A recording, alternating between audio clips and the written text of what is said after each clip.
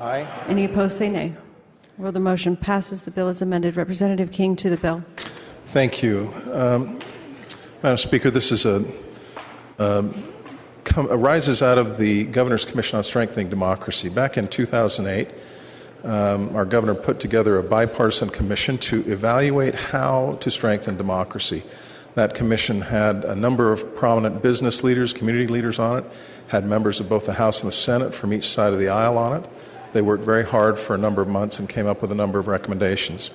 One of the recommendations they came up with was to enact in Utah campaign contribution limits for statewide and for legislative offices.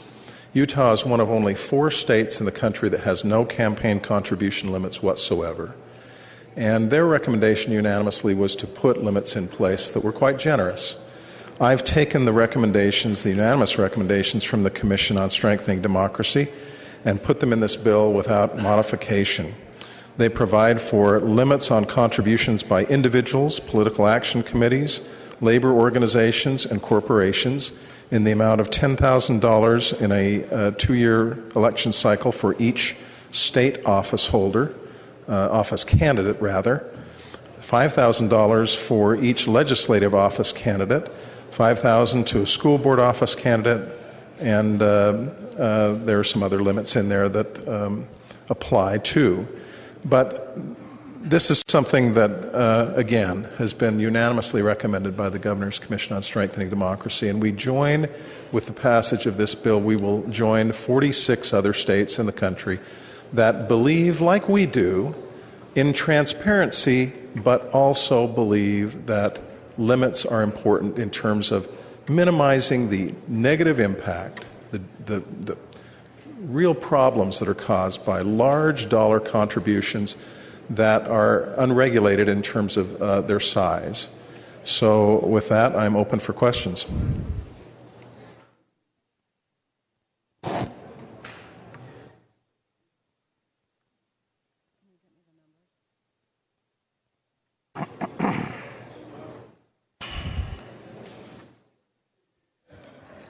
Discussion to the bill. Representative Anderegg. Thank you, Madam Speaker. Will the sponsor yield to a question? Representative King, will you yield? Certainly. Go ahead.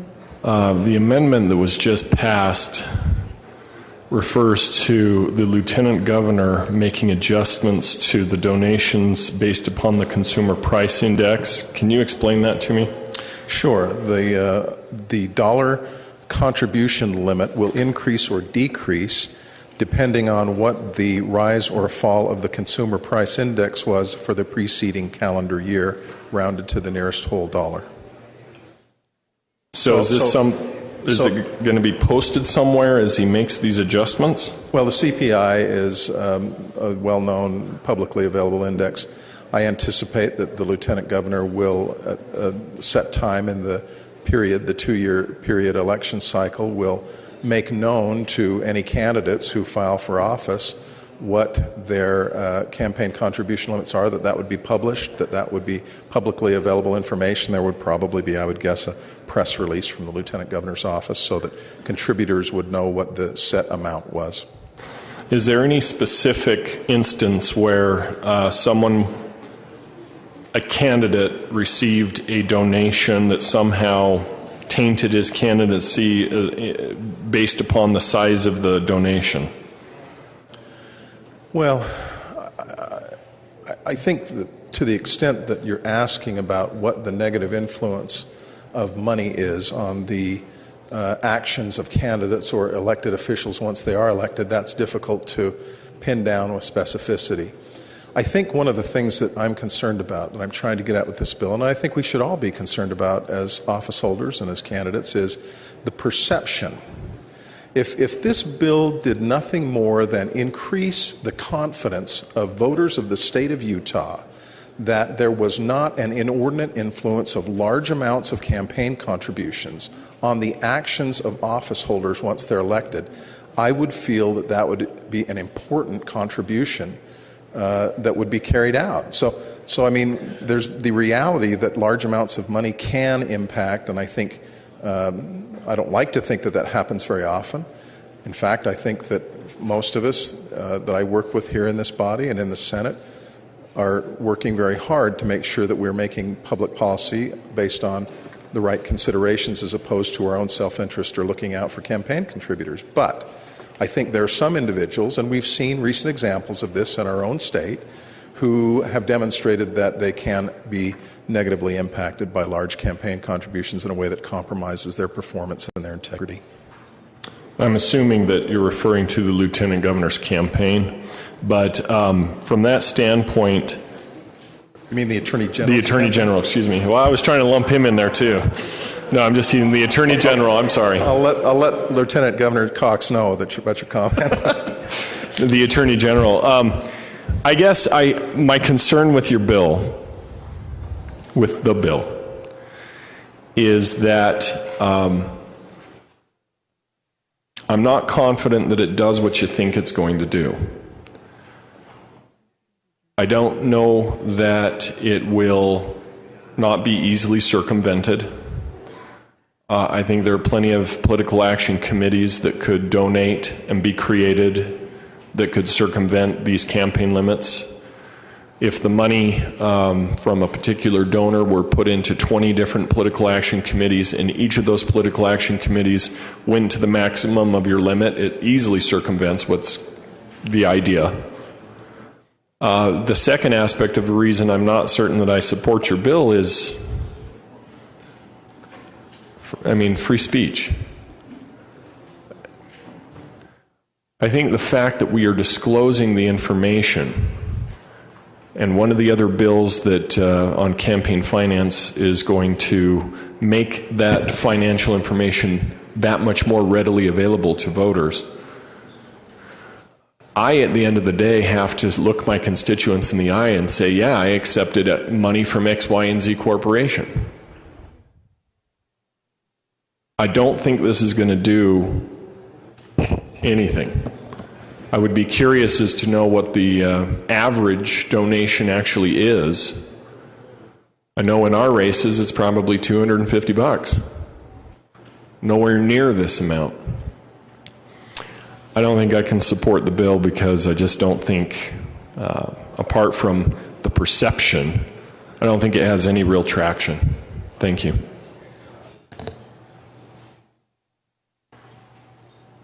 Representative Wheatley. Thank you, Madam Speaker. Will the sponsor yield to a question? Sponsor yield? Certainly. Go ahead. Well, I guess it's not really a question, but I had quite a bit of concern about the skullduggery kind of bill. But after your brilliant explanation, I think I'll support it. Thank you. I'm hoping that we reduce the degree of skullduggery that goes on in campaigns with this bill. That's our word of the day. Representative Hughes. Thank you, Madam Speaker. I rise in opposition to this bill. We had a bill last year that talked about disclosure of nonprofits, profit and not-for-profit corporations. We heard a lot of discussion about how this may infringe freedom of speech to just simply require those that would look to influence a campaign and election disclose who they are and by how much. We passed that bill, but not without some opposition. However, I just want this body to understand, if you have those that can contribute in campaigns at any limit at all, and all we've asked out of this state and its current statute is that we know who they are and how much, that if you then, after you have that bill, begin to cap candidates and what they can raise, then you've created glass ceilings for those candidates to participate in the political process. But you've allowed a portal for others to contribute at any dollar amount that they would like. You want to talk about an unfair playing field or an uneven playing field. I can't imagine having a scenario where there are some lucky enough to contribute unlimited amounts while others are held to a certain monetary amount. I think that the best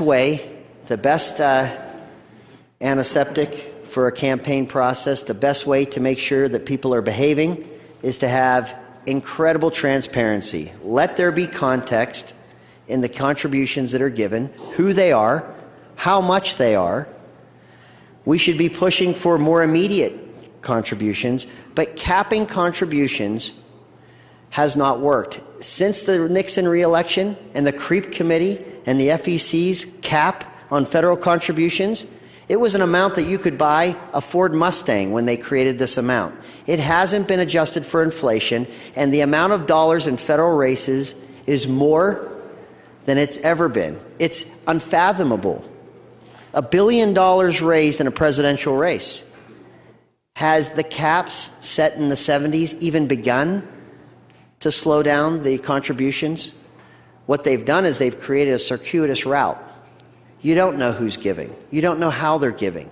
I don't think that there's anything transparent about the federal elections limits that we have or laws that we have. And I think that anything that would try to mirror that process will have the opposite effect. You will not clean up your election process. You will continue to see more circuitous routes, more anonymous donors, and you will not find an election system that gives voters real information and real choices at the end of the day. I worry about a bill like this. I appreciate the good intentions, but this is one we need to pay attention to. And I think that we need to refocus on transparency. Thank you, Madam Speaker. Representative Briscoe. Thank you, Madam Speaker. The good representative from Draper enters an area I would dearly love to talk about federal campaign law. We could talk about the CREEP Committee in 1972, the Committee to Re-elect the President, which was raising money for Richard Nixon, which helped put together a lot of the campaign reform laws. But I'd rather talk about Utah because we're talking about a bill that applies to statewide candidates, to every individual who might run for re-election in this room. When John Huntsman was running for governor in first term, he took a $50,000 contribution from one individual. He asked Greg Bell, who was a state senator, to run a bill for him, which Senator Bell did at that time, to limit campaign contributions to the amounts you're looking at on your screen to $10,000 as the maximum amount that be given to a statewide candidate. Greg Bell couldn't get it out of a Senate committee to the floor of the Senate for discussion. So I'd like to congratulate the 10 individuals who voted for this bill in committee and allowed it to come here so we could have this discussion. The point was made earlier that these are rather high limits, and they are. $5,000. I haven't scrubbed anyone who's sitting in this room campaign contributions, but I doubt any of us got anywhere near a $5,000 contribution. But one of the cardinal rules of politics is the perception is reality. And what people think is true is true. And if the perception among the public in Utah is, as a result of a handful of individuals or one of noteworthy note of recent memory, is that you can take and get whatever you want, maybe it's time to seriously consider putting in place some high-end limits that would allow us to say there are caps.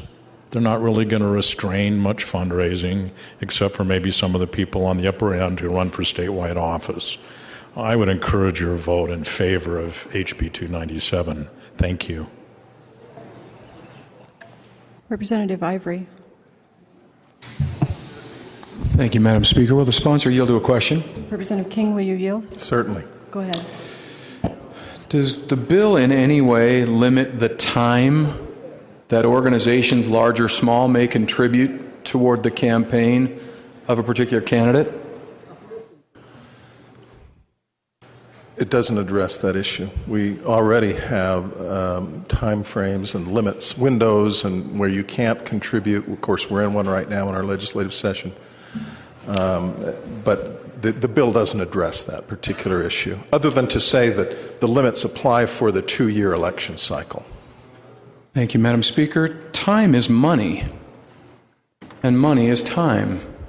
And where one chooses to use their time turned into money is restricted, but those who choose to use their money turned into time is not restricted. I would submit that this creates a very uneven playing field where we restrict someone's time and money on the one hand, but we don't restrict their money turned into time on the other, and I would encourage that you not support this bill. Representative Lifforth. Madam Speaker, I'd like to call the previous question. Motion is for previous question, which has the effect of cutting off debate. All in favor of previous question, please say aye. Aye. Any opposed, say nay. Or the motion passes. Representative King for summation on the bill. Thank you, Madam Speaker. It was asked during this discussion, or a statement was made during this discussion, I don't think this bill is going to do what you want it to do. Well, that raises the question, what is the bill designed to do? Certainly part of the reason that campaign contribution limits are a good idea, I believe, is that it will more likely prevent candidates and future office holders from being corrupted by campaign contributions of huge amounts of money. But in many ways, I think the more important thing that this bill will accomplish is to increase the confidence of the public that we are acting with integrity. That's important. The idea behind the Governor's Commission on Strengthening Democracy's recommendation was largely, maybe even primarily, designed to increase the likelihood that the public views us with confidence, that they look at us and think they're above reproach, they're doing the right thing, they're doing it on my behalf, they're not doing it for campaign contributors or for their own self-interest. This bill moves us in the right direction in that sense. We've heard some talk about transparency. Transparency is a great idea, and we've come many strides. We've come forward in many ways in past years and in this session in increasing transparency and disclosure. Those are great things. But how many people are going to know about a $5 or a $10 or a $15 or a $20 or $25,000 campaign contribution? I would submit to you that not nearly as many people as are going to come out and vote. And if you only have 5 or 10 or 15% of the voters, maybe even lower than 5%, who ever take the time or the energy to educate themselves about who's making contributions to a particular candidate, how large those campaign contributions are, then disclosure and transparency go only so far. And it's not far enough. Transparency alone isn't nearly as good as transparency plus campaign contribution limits that are reasonable. And that's what this bill puts in place. I beg you, think about how we're going to be perceived tomorrow morning when people say, when they read in the paper, if we don't vote this bill up, that again, the Utah State Legislature has said no to campaign contribution limits. The great majority of people in the state of Utah believe that time has come. These are generous campaign contribution limits. I think it's important that we make sure that they have a reason to believe we're doing everything we can to limit the influence of money on candidates and on office holders. So I'd encourage your vote in favor of this bill. Thank you, Representative King. Voting is open on House Bill 297.